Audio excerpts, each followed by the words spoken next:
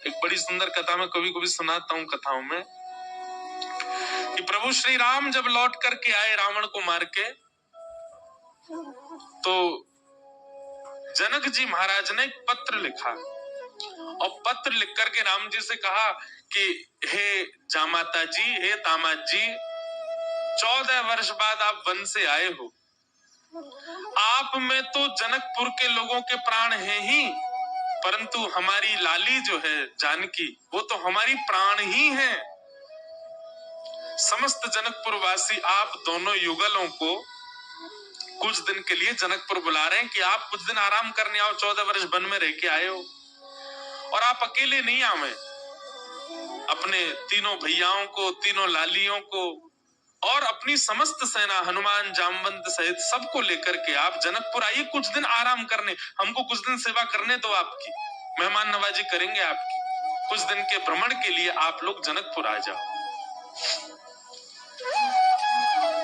भगवान सभा में बैठे थे और सभा में बैठे बैठे जैसे ही जनक जी का पत्र आया तो भगवान ने हनुमान जी से कहा, पत्र पढ़ के सुनाओ, क्या बोल रहे हैं हमारे ससुर जी। तो हनुमान जी ने पूरा पत्र पढ़ा। बोले, भगवान, हे प्रभु श्री राम, आपको, पूरी सेना को, हमारी मैया को, तीनों भैयाओं को, तीनों भाभियों को, सबको जनक जी बुला रहे हैं जनकपुर कुछ दिन आराम के लिए। सबरे बंदर उछलने लगे, बोले जय हो, बढ़िया भयो, अब आनंद आएगा, जनकपुर में जाएंगे, हम सब अपने हाथ पांव दबाएंगे। बहुत युद्ध करके आए रावणों से, रावण की सेना से, और बढ़िया मालपुआ खावे को मिलेगा। राम जी की बारात में तो हम नहीं जा पाए थे, पर बारात की चर्चा हमने सुनी थी। वहां तो भैया बड़े पकवान बने थे, हम सब जाएंगे। ब्राह्मण सारे बानर इतने ज्यादा उत्सुक हो गए, हम सब जाएंगे। बानरों की उत्सुकता देख करके राम जी बोले, शांत हो जाओ भैया। अब भाई देखो, हमारा निर्णय ये है कि जनकपुर हमारी ससुराल है और कहीं भी नाक कट जाए चलता है, पर ससुराल में हमारी नाक ऊंची रहनी चाहिए। और इन सब बातों को ध्यान में रखते हमारे मन में आया कि हम जाएंगे, भरत जी जाएंगे, लक्ष्मण शत्रुघ्न जाएंगे, चारों बहुएं जाएंगी, कुछ वरिष्ठ लोग जैसे जामवंत जी, हनुमान जी, अंगद जी आदि आदि कुछ वरिष्ठ लोग जाएंगे। बाकी बानरों से हमारी प्रार्थना, आप तो यहीं सरजू जी के तट पे अयोध्या में ही रहो, आप लोग मत चलो। बानर सब उदास हो गए, बोले क्यों, हम क्यों नहीं चले। बोले आप लोगों का स्वभाव ऐसा ही है, किसी से भी छीन के खा जाते हो, कहीं पर भी मलमूत्र त्याग देते हो, कहीं भी उछल कूद कर देते हो, डाले तोड़ देते हो, वन उजाड़ देते हो। और जनकपुर हमारी ससुराल है। हमारे सामने किसी ने कह दिया कि अरे देखो वो वन पूरे बानरों ने उजाड़ दिया। बानर किसके? बोले राम जी के। तो हमको तो बहुत बुरा लगेगा, लेकिन आप लोगों का यही स्वभाव है, तो क्या करें। इसलिए आप लोग तो अयोध्या में, इसको कितना भी चलो उजाड़ो, ये रहेगा अपने ही लोग हैं, सुधार भी देंगे। अब वो तो ससुराल है, वहां तो संकोच हो जाएगा हमको। बानर सब नीचे मुंह करके बैठ गए। राम जी तो अपनी घोषणा करके चले गए। जामवंत जी, हनुमान जी बोले, भाई सब लोग उदास क्यों हो गए। बोले जब रावण से मरवाना था तो हमको ले गए, और जहां रसगुल्ला मिलेंगे, मालपुआ मिलेंगे, फल मिलेंगे, मेवा मिलेंगे, सेवा मिलेगी, वहां हमको छोड़ के जा रहे हैं। हाँ यही बात है, जहां ये था कि मृत्यु सामने, वहां बानर आगे, और जहां मालपुआ आगे, वहां बानर नहीं छोड़ जा रहे हैं। जामवंत जी ने हनुमान जी से कहा, हनुमान जी आप जाके निवेदन करो। बोले देखो हम तो कुछ नहीं कहेंगे, हमारे स्वामी हैं, उनकी आज्ञा हमारे लिए सर्वोपरि है, आप बड़े हो, सीनियर हो, आप ही बात करो। जामवंत जी गए और राम जी से कहा, देखो सब बानर बहुत उदास हो गए, आप ऐसा मत करो, मैं जिम्मेवारी लेता हूं, एक पत्ता भी जनकपुर का टूटेगा नहीं किसी वृक्ष का। ले देखो आ गए ऊपर से, इनकी काम की बात चली, सुनवे आए। बोले आपके ससुराल में एक चीज भी यहां से वहां नहीं होगी, हमारी गारंटी। राम जी बोले भैया 100, 200, 300 बंदर नहीं है, करोड़ों बंदर हैं, किस किस को संभालोगे। बोले हमारी जिम्मेवारी। मैं वचन देता हूं आपकी ससुराल में एक बात भी ऐसी नहीं होगी जिससे आपको संकोच अनुभव हो। अच्छा देखो, राम जी को संकोच की कोई चिंता नहीं है, तो लीला कर रहे थे राम जी, आनंद कर रहे थे। जामवंत जी बोले सब वानरों की जिम्मेवारी मैं लेता हूं। राम जी बोले देख लो, फिर हम कुछ बात होगी हम तुमसे ही कहेंगे। जामवंत जी बोले आप कह लेना हमसे, बस जिम्मेवारी हमारी। ठीक है। जामवंत जी बाहर आए, बाहर आकर के सब वानरों से बोले हाँ भैया सुनो, राजी हो गए राम जी आप सबको ले जाने के। बंदर तो छलन लगे, जय हो राजा रामचंद्र भगवान की जय हो, हमारे जामवंत जी की जय हो, अब तो जाएंगे खूब आनंद करेंगे। बोले लेकिन सावधान, मैंने जिम्मेवारी ली है, एक पत्ता भी नहीं टूटना चाहिए जनकपुर के किसी वृक्ष का। वानर बोले बिल्कुल नहीं टूटेगा, आप तो बिल्कुल आज्ञा करो कैसे चलना है। बोले सब मुझे देखो, जो मैं करूं वही करना है, जब मैं बोलूं तब बोलना है, जब मैं शांत रहूं तब, यहां तक कि श्वास भी मेरे संगी लेनी है सबको। मैं जब छोड़ूं तब छोड़नी, तब लेनी तब लेनी, मैं जब मुड़ूं तब मुड़ना, मैं जब देखूं तब देखना, मैं जब सोऊं तब सोना, मैं जब खांसूं तो खांसना। वानर बोले ठीक है। राम जी बोले एक बार हमको डेमो दिखाओ। जामवंत जी खड़े हो गए, करोड़ों बंदर खड़े सामने। जामवंत जी ने अपना उल्टा हाथ उठाया, सारे बानरों ने अपना उल्टा हाथ उठाया। जैसे परेड होती है ना 26 जनवरी को, तो हमारे मिलिट्री के जवान बिल्कुल एक संग उनके हाथ पैर चलते हैं, हाय ये हाथ पीछे तो यही हाथ पीछे जाएगा। उनको देखो कभी, उनके पैर भी बिल्कुल समय पे आगे समय से पीछे, गर्दन भी समय से चलेगी। वैसे मिलिट्री के जवानों की तरह सब बंदर खड़े हो गए। जामवंत जी हंसे तो सबरे बंदर हंसे, जामवंत जी खांसे तो जिनको खांसी नहीं आ रही वो जबरदस्ती खांसे, खांसना ही है, जामवंत जी खांस रहे।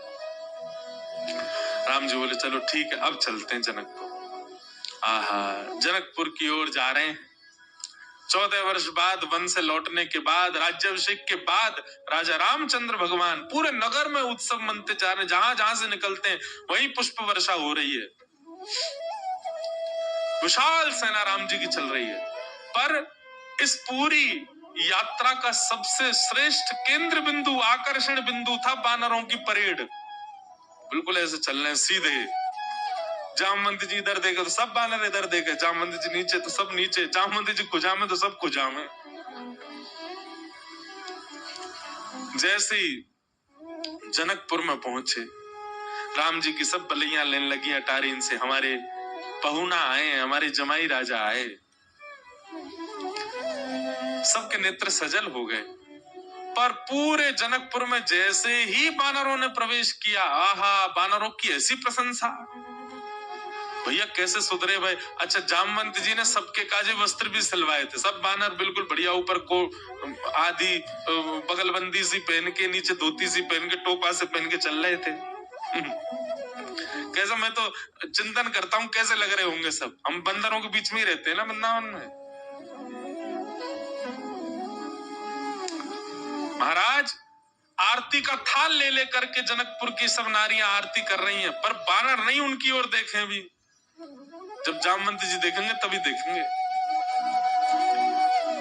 जनक जी महाराज ने स्वागत किया, और स्वागत करके खूब प्रेम से वार्ता हुई। ऊपर बोले भैया पूरे जनकपुर में हल्ला है आपके बानरों का, कैसी सेना, लग रहा है देखते ही बनता है कि यही बानर मार सकते हैं रावण की सेना को। इतने शिष्टाचारी, इतने गंभीर, देखो इतनी बड़ी सभा में करोड़ों बानर बैठे हैं, पर सुई गिर दो तो उसकी आवाज भी आ जाएगी, पिन ड्रॉप साइलेंस। दूर बैठे जामवंत जी से हिलावे, सब बानर करें हाँ। अब आप बहुत दूर से चल के आए हैं, सबकी प्रसाद की व्यवस्था है। हाँ भाई, सब बानरों के आगे चौकी लगाओ। पहली बार बानर चौकी पे बैठ के पाएंगे। चौकी पे बैठ गए, चौकियों के आगे दूसरी चौकी, चौकी के ऊपर सोने की थाली, चांदी की कटोरी, आहा क्या बढ़िया, सब बानरों की थाली, पहली बार बानरों के आगे थाली लगी है। लेकिन बानर थाली में नहीं देख रहे हैं, सब जामवंत जी को देख रहे हैं। पनीर की सब्जी आई, काजू की सब्जी आई, ये सब्जी आई, मिष्ठान आए, पूड़ी आई, 5 प्रकार की पूड़ी आई, रोटी आई, चावल आए। बानरों का स्वभाव क्या है, आप केला भली हाथ से दो लेकिन फिर भी छीन के ही लेगा। बानर का स्वभाव होता है, उसका छीनने का स्वभाव होता। पर सारे बानर ऐसे बैठे जामवंत जी को देख, टेढ़ी टेढ़ी नजर करके देख तो रहे थाली में क्या क्या आ रहा है, लार टपकती जा रही है, लेकिन नहीं, जामवंत जी जैसे कहेंगे वैसे खाना है। सबको फल दिए गए, फलों में सब फल अमनिया करके दिए, आम सबको साबुत दिए गए, सबकी थाली के आगे आम रखे गए, सब बिल्कुल थाली हो गई। जामवंत जी महाराज ने सब बानर की ओर देखा, सब बानर बिल्कुल जामवंत जी को देख रहे थे। जामवंत जी ने हाथ में जल लिया, अन्नपूर्णे सदा पूर्णे, सब बानर बोल रहे अन्नपूर्णे सदा पूर्णे। थाली के ऊपर 4 बार घुमा, सब बानर घुमा रहे हैं। आचमन किया, सब बानर आचमन कर रहे हैं। जनक जी बोले राम जी मान गए आपकी सेना को, क्या अद्भुत बानर है सब। राम जी बेचारे धीमे धीमे पा रहे, बोले बस ये लाज बची रहे जितनी देर है। प्रसाद पाने लगे बिल्कुल वैसे, अगर दाल चावल पा रहे हैं जामवंत जी, सब दाल चावल ही पा रहे हैं, जितनी दाल जितनी सब्जी डाल रहे हैं उतनी ही डाल रहे हैं। अद्भुतता थी देखने में। थोड़ी देर पाने के बाद जामवंत जी की दृष्टि पड़ी आम पे, जैसे ही आम उठाया सब बानरों ने एक संग आम ही उठाए। जामवंत जी घुमा के देखें, सब बानर घुमा के देखें। जामवंत जी ने जोर से आम दबा के देखना चाहा कितनी गुठली है इसमें। अब वो आम ऐसा था कि जैसे नेक दबाया सो गुठली उछल गई उसमें से। अब जैसे ही गुठली उछली तो सब बानर दोनों हाथों से दबाई रहे, वो गुठली उछलनी चाहिए क्योंकि जामवंत जी की गुठली उछली है। अब सब बानर जैसी आम दबा में सबकी गुठली उछली। गुठली के उछलते ही जामवंत जी बोले इन हाथों से मेघनाथ निकल के नहीं भाग पाया, इन हाथों से रावण निकल के नहीं भाग पाए, छोटी सी गुठली भाग गई। और जामवंत जी जैसे ही उछले गुठली पकड़ने को, बानर बोले हमें भी ऐसे ही पकड़नी है, और एक दूसरे के ऊपर झपट्टा मारे। महाराज आप पकड़, कहीं कड़ी उछाल रहे हैं, कहीं दाल उछाल रहे हैं, पूरी उछाल रहे हैं। जनकपुर की पूरी सभा जो कि स्वर्ण मंडित थी, जो कि चांदी से मंडित थी, आज वो खीर मंडित हो गई। सब जगह कड़ी खीर उछाल उछाल करके पूरी सभा का लेपन कर दिया। राम जी नीचे नजर करके बैठे। अब तो बानरों को खुली छूट मिल गई, एक दूसरे की थाली में से ले लेके भागे। 2-4 बानर तो जनक जी की थाली उठा के भाग गए। जनक जी देखते रहे और देखते ही देखते जनक जी की दृष्टि पड़ी राम जी को। राम जी बड़े संकोच। जनक जी समझ गए ये तो भैया पूरा प्री प्लान्ड था कि सीधे सीधे चलना है, सीधे सीधे खाना है, मेरे बानर अपना स्वभाव कैसे छोड़े। राम जी को संकोच में देख जनक जी ने उनको हृदय से लगाया, बोले हम बिल्कुल अप्रसन्न नहीं है, हमको प्रसन्नता है कि इतना आनंद हुआ जनकपुर में इतने दिन बाद। आप बिल्कुल संकुचित मत हो। लेकिन सबसे ज्यादा संकोच हो रहा था जामवंत जी को। मैंने जिम्मेवारी ली थी और मैंने बिगाड़ दिया सब काम। जब जनक जी को राम जी को हृदय से लगाते हुए देखा तो जामवंत जी के मन में आया मैंने बहुत बड़ा अपराध कर दिया आज। जितने प्रेम से राम जी अपने ससुर जी को हृदय से लगा रहे हैं, हे भगवान मेरे अपराध का पीड़ा जो मेरे चित्त में है वो तभी दूर होगी जब इतने प्रेम से ठाकुर जी मुझे भी अपने हृदय से लगाए।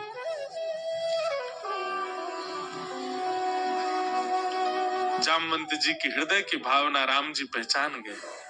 और जब वापस जनकपुर से लौटने का समय आया 6-7 दिन बाद, जामवंत जी से राम जी ने एकांत में कहा हम आपके मन के भाव जान गए। जब जनक जी हमको हृदय से लगा रहे थे, आपके मन में आया था कि कभी आप भी हमको ऐसे हृदय से लगाओ।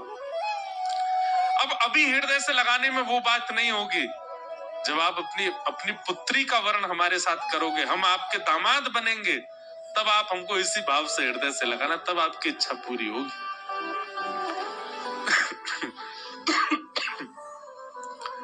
जामवंत जी को 1 युग तक प्रतीक्षा करनी पड़ी और 1 युग बाद आज वही राम जी जब कृष्ण बनकर के आए, जामवंत जी ने अपनी पुत्री जामवती का विवाह भगवान के साथ किया। बोलो जाम्बती रमण भगवान की। तो ऐसे हमारे ठाकुर जी। तीसरा विवाह भगवान का सत्यभामा के साथ में हुआ। चौथा विवाह भगवान का श्री यमुना जी के साथ में हुआ।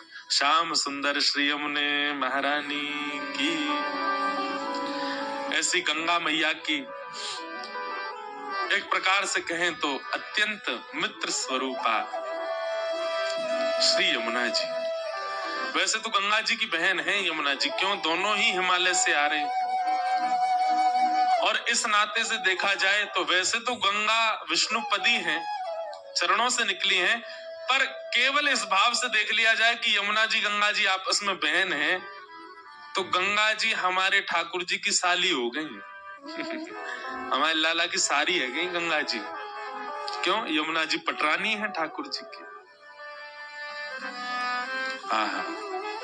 ठाकुर जी का स्वभाव क्या है? जीवन भर आपने गलत क्या किया इसको ठाकुर जी नजरअंदाज कर देते हैं, पर पूरे जीवन में एक बार आपने क्या अच्छा किया ठाकुर जी याद रखते हैं। सोचो, विचार करो, आप अपने पूरे जीवन में गंगा स्नान कितनी बार किए? व्यक्ति जो बाहर दूर दराज देशों में रहते हैं या दूर शहरों में रहते हैं, वो गंगा जी स्नान करने, बहुत कम ऐसे लोग होंगे जो हर वर्ष आते हैं। साल में एक बार, 2 साल में, 4 साल में, 10 साल में, अगर पूरे जीवन का आकलन लगा दे तो व्यक्ति ज्यादा से ज्यादा 50 बार गंगा जी आया होगा, पर 50 बार का उसको फल मिलता है। और संसार उतना ही उल्टा है। आपने 50 बार अच्छा क्या किया इसको कोई याद नहीं रखेगा, पर एक बार गलती क्या करी थी वो जीवन भर याद रखेंगे सब लोग। व्यक्ति की मृत्यु हो जाती है, सब यात्रा जा रही है, राम नाम सत्य है, सब लोग प्रशंसा करते हैं, अरे बहुत भला आदमी था, बहुत बढ़िया था, बहुत अच्छा था, इसने सबका भला ही किया। मृत्यु के समय सब प्रशंसा ही करते हैं, पर उस प्रशंसा में भी एक आध बार एक आध लोग कह देते हैं सब तो ठीक है, पर इसने अपनी पत्नी के साथ अच्छा नहीं किया, इसने अपने बच्चों के साथ अच्छा नहीं किया, पड़ोसी से बहुत झगड़ता था, उसका सारा हक मार लिया इसने। पर ठाकुर जी के यहाँ विपरीत चलता है। आपके पूरे जीवन में 50 बार किए गए अच्छे कर्म ठाकुर जी याद रखते हैं, बुरे कर्मों को नजरअंदाज करते हैं। मैं कभी कभी कहता हूं ठाकुर जी जैसा स्वभाव हमारा कभी बन जाए ना, तो निश्चित है उस स्वभाव से ही भगवत प्राप्ति हो जाएगी। मानव की दृष्टि कैसी होती है, मानव के नेत्र कैसे होते हैं, वो कुभावों को बहुत जल्दी कैप्चर करता है, बहुत जल्दी बुराइयां देख लेता है। लड़का वाले कहीं लड़की देखने जाएं, लड़की देख करके जैसे निकलते हैं वापस, गाड़ी में फिर चर्चा होती है, हाँ भाई क्या कैसी लग, बहुत बढ़िया, पिताजी तो बहुत अच्छे थे, माताजी उसकी बहुत अच्छी थी, लिफाफा मोटा वाला दिया उन्होंने। लड़की भी थी तो बढ़िया, चाय तो बढ़िया ही बनाई थी, आंखों से थोड़ी तेज लग रही थी हमको तो। कभी आपने विचार किया ये गुण आप में किसने डाल दिया? आप आज निकलिएगा, अब तो जाने का समय आ गया ऋषिकेश, अब क्या करोगे, पर फिर भी यहां से निकलिए और यहां से लेकर के लक्ष्मण झूला तक केवल लोगों को देखते जाओ, आप अनुभव कीजिएगा आपके नेत्र अवगुण बहुत जल्दी खींचते हैं। सामने आए हुए व्यक्ति के अवगुण इतनी जल्दी कैप्चर होते हैं, जिसको जानते नहीं, जिसकी पहचान नहीं, जिसका नाम नहीं पता, जिसका गोत्र नहीं पता, वो व्यक्ति सामने से आ रहा है, आप उसके एक क्षण के दर्शन में, एक क्षण की दृष्टि में अपने आप से पूछिए आपने क्या देखा, अवगुण ही निकल के आएगा।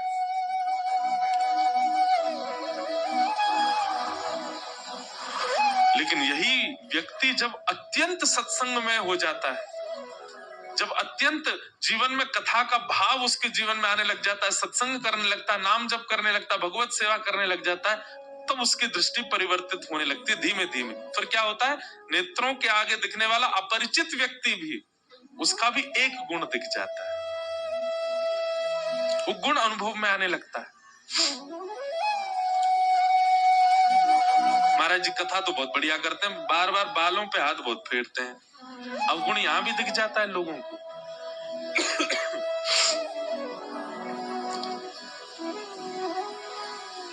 कथा तो बहुत बढ़िया करते, चुटकुल्ला नहीं बोलते कथा में, थोड़ी हंसी आवे, मजा आवे।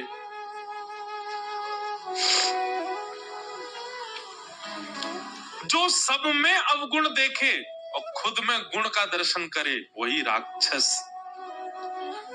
और जो सब में गुण का दर्शन करके खुद में अवगुण का दर्शन करे वही देवता, वही संत। अनुभव कीजिए। अरे मैं कह रहा हूं लक्ष्मण झूला तक मत जाओ, यहीं अपने बगल वाले कोई देख लो, उसमें भी अवगुण ही दिखेगा आपको। अवगुण बहुत जल्दी दिख जाता है। हमारे नेत्र कितने परिपक्व हैं कमी देखने में, पर जब सत्संग जीवन में आता है ना तो यही नेत्र परिपक्व हो जाते हैं गुण देखने में। मीराबाई कैसी हो गई थी? वो जिसको देखती थी उसके प्रति उनका भाव यही जाता था कि इसमें गुण क्या है। कोई सांवला व्यक्ति, उसको सब कहते हैं अरे रामदेव कालिया आगो। सांवले व्यक्ति को देख करके सब कह रहे कालिया आ गया, ओहो या को देखो कैसा लग रहा है, बिल्कुल अमावस्या आ गई चलती फिरती। पर मीराबाई जब ऐसे से मिलती थी या उसके कोई ऐसी दिक्कत है, वो बेचारा सीधा सीधा चल नहीं पा रहा, सब तो उसको देख करके देखो अपंग जा रहा है, पर मीराबाई देख के कहती ठाकुर जी ने तुम पे कितनी बड़ी कृपा करी। क्यों? वे स्वयं त्रिभंगी है, तुमको एक भंगी तो एक अंग तो तुम्हारा भंग कर दिया ना, अपने त्रिभंग में से एक अंग भंग तुमको दे दिया। किसी ऊधमी बालक को देख के सब कहते ओ देखो ऊधमी डोल रहा है, पर मीराबाई कहती कितनी कृपा, ठाकुर जी ने अपने ऊधम का ही गुण दे दिया इसको। किसी की सुंदरता देख करके व्यक्ति के चित्त में काम भाव प्रकट होता है कि कितना सुंदर है, इससे हमारा ब्याह हो जाए, इसके नेत्र कैसे, इसकी मुस्कान कैसी, इसका ही। पर मीराबाई उसको देख करके भी कहते हैं ये इतना सुंदर है, इसको बनाने वाले श्याम सुंदर कितने सुंदर होंगे ना। उनकी दृष्टि ऐसी परिवर्तित हो गई, वो किसी में दोष नहीं देखती हैं। यही बात हमारे श्री हरिराम व्यास जी की है, वृंदावन के भावों को जिन्होंने प्रकट किया। वो जिस व्यक्ति से मिलते थे उस व्यक्ति के गुण स्वभाव से उसको ठाकुर जी से जोड़ते थे। कोई अत्यंत प्रचंड बलवान दिखाई देता, दूर से चलता हुआ आ रहा है, हरिराम व्यास जी कहते ऐसा लग रहा हनुमान जी आ रहे हैं। कोई अत्यंत मोटा व्यक्ति आता, उसके लंबोदर पेट निकला हुआ बाहर, अब सब तो कहते देखो दुनिया पे भार चल रहा है, तो पृथ्वी पे भार चल रहा है, कितना मोटा। हरिराम व्यास जी कहते ओहो गणपति बप्पा, गणेश जी आ रहे। कोई अत्यंत सुंदरी नारी आती जिसका रूप लावण्य अत्यंत सुंदर था, उसको देख करके श्री हरिराम व्यास जी कहते हमारी किशोरी जी की सुंदरता की एक बिंदु पड़ गई है यहाँ पे, वो तो सिंधु है, वो तो सागर है। सब में गुण का दर्शन होने लग जाना ये इस बात का प्रतीक है कि आप कथा श्रवण करते हैं।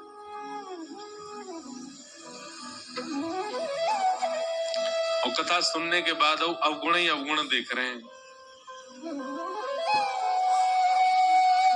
कई बार हमारी कई कथाएं ऐसी होती हैं, वहां पर बहुत कुछ अनुभव होता है कथा में, व्यवस्थाओं को लेकर के, व्यवहार को लेकर के, बहुत बातों को लेकर के सब अनुभव होता है।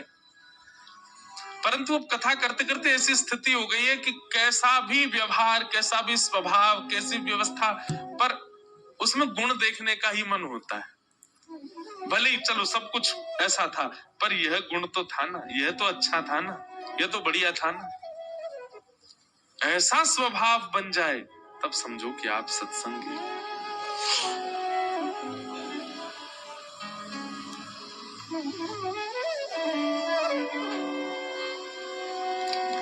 पर हम मानवों का स्वभाव अभी हम सुन के जा रहे हैं, पर यहां से निकलते हम भी अवगुणी देखते जाएंगे सब में। ये आपके सोचने से नहीं बनेगी बात। दो ही बात हो सकती है, या तो सत्संग इतना जीवन में हो जाए तो आपके चित्त में परिवर्तन हो जाए, या फिर इस बात को लिख लीजिए कहीं पर, आचार्य प्रसन्न हो जाए आपसे, कोई गुरु प्रसन्न हो जाए आपसे, कोई संत प्रसन्न हो जाए आपसे, उसकी प्रसन्नता से हो सकता है कि आपका काम बन जाए। तो तो भगवान पर सब लोगों ने लांछन लगा दिया, ओहो मणि की बात यही कर रहे थे सत्राजित से, जरूर मणि चुराई भी इन्होंने ही होगी। ठाकुर जी ने अपने सैनिकों से कहा, देख रहे हो ये है द्वारिका, इनको बसाया हमने, इनको खिलाया हमने, इनकी सारी रोजी रोटी हमसे चल रही है, पर इनको एक क्षण भी नहीं लगा हमारे ऊपर आरोप लगाने में, लगा दिया।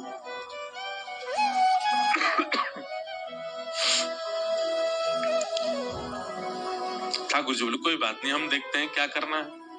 भगवान अपनी सेना लेकर के मणि ढूंढने के लिए गए तो शेर मरा हुआ, प्रसेन मरा हुआ मिला, थोड़ी दूर पर शेर मरा हुआ मिला, लेकिन मणि दोनों के पास नहीं थी। तभी रीछ के पैरों के निशान देख करके भगवान गए, गुफा में प्रवेश किया। मणि मिलते ही भगवान ने जैसी उठाई, भालू ने भगवान पर प्रहार कर दिया। 18 दिन तक भगवान ने युद्ध किया उसके साथ। 18 दिन बाद जब पसीना पसीना हो गया तो रीछ चरणों में गिर गया, महाराज मैं सामान्य रीछ नहीं हूं, आपका परम प्रिय जामवंत। भगवान ने हृदय से लगाया, अरे जामवंत जी, आप जामवंत जी सबरी लीलाओं में हैं, ये सतयुग में भी थे। जब भगवान ने बराह बनकर के पृथ्वी को अपने मुख पर धारण किया तो जामवंत जी ने परिक्रमा लगाई थी भगवान की पृथ्वी सहित। त्रेता में भगवान राम बन करके आए तो ये उनके सेनापति थे। द्वापर में भगवान कृष्ण बन करके आए हैं और श्री जामवंत जी भगवान के ससुर बने। और कलयुग में भगवान जब कल्कि रूप धारण करेंगे तो कल्कि भगवान के सप्त चिरंजीवी सेना होगी, उनमें से एक श्री जामवंत जी भी होंगे। जामवंत जी चिरंजीवी हैं, चिरंजीवी। भगवान को देख करके कहा, भगवान मेरी कुटिया पे कैसे आना हुआ? ठाकुर जी बोले इस मणि की वजह से आना हुआ। जामवंत जी बोले ये मणि तो मेरी बेटी का खिलौना है, वो इससे खेलती है। बोले तुम्हारी बेटी का खिलौना है, पर इस मणि की वजह से हम खिलौना बन गए हैं पूरी द्वारिका में, सब हम पे लांछन लगा रहे हैं, हमको दे दो। जामवंत जी बोले मणि आपको चाहिए नाथ? हाँ। तभी जामवंत जी के नेत्र बंद हुए और मन में भाव आया, मेरे पास 2 मणियां हैं, मैं दोनों आपको दे दूं तो? भगवान बोले तुम्हारी इच्छा है, दान करना चाह रहे हो तो कर दो भैया, भगवान है, हम तो सब ले लेते हैं। जामवंत जी ने एक हाथ में तो सिमंतक मणि दी और दूसरे हाथ में अपनी पुत्री का हाथ, जामवती का हाथ दे दी, ये मेरी दूसरी मणि है, आप स्वीकार करो। आज की कथा गृहस्थियों के लिए है। संसार का नियम है, आप कितना भी किसी के लिए कुछ कर मिटिए, कितना भी किसी की व्यवस्थाएं कर लीजिए, कितना भी अपनी पलकों पर किसी को रख लीजिए, आपकी इतनी सी चूक और वह व्यक्ति आपके जीवन के किए हुए सारे उपक्रमों को भूल जाएगा, केवल इतनी सी चूक पर आपको आग देगा। समझ में आ रही है बात?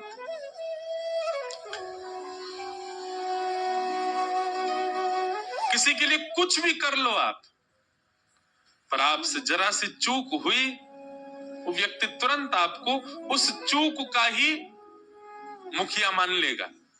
आपने जीवन भर उसके लिए क्या किया उसको सब भूल जाते हैं। पर ठाकुर जी के यहाँ विपरीत है। ठाकुर जी के यहाँ विपरीत क्यों है?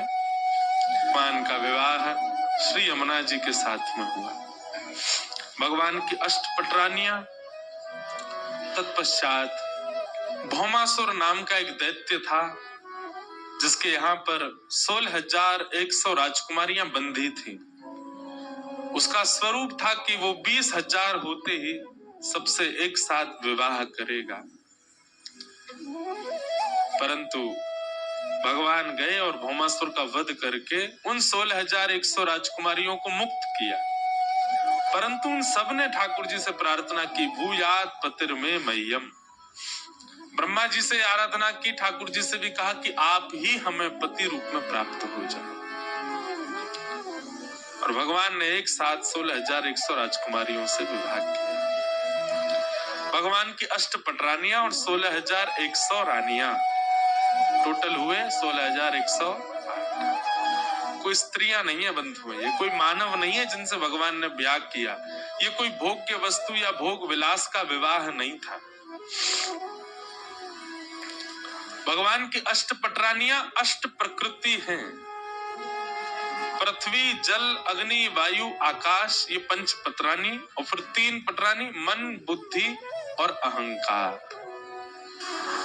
एक बात और, कई लोग कहते हैं महाराज जी हमने खूब गलत काम किए, ठीक है, अपनी तो कोई नहीं बताता, दूसरों की कहते हैं। हमारे एक पड़ोसी हैं, वो महाराज जी खूब पैसा खर्च करते हैं, क्लब जाते हैं, पार्टी करते हैं, दुनिया भर का गंदा खाते हैं, पीते हैं, सब करते हैं, सब ठीक है उनके पास, उनके साथ बुरा नहीं हुआ, कुछ ऐसा कुछ लगता नहीं कि उनके लाइफ में कोई प्रॉब्लम है। उनके साथ नहीं हुआ तो उनके बच्चे भोगेंगे, बच्चे नहीं तो बच्चों के बच्चे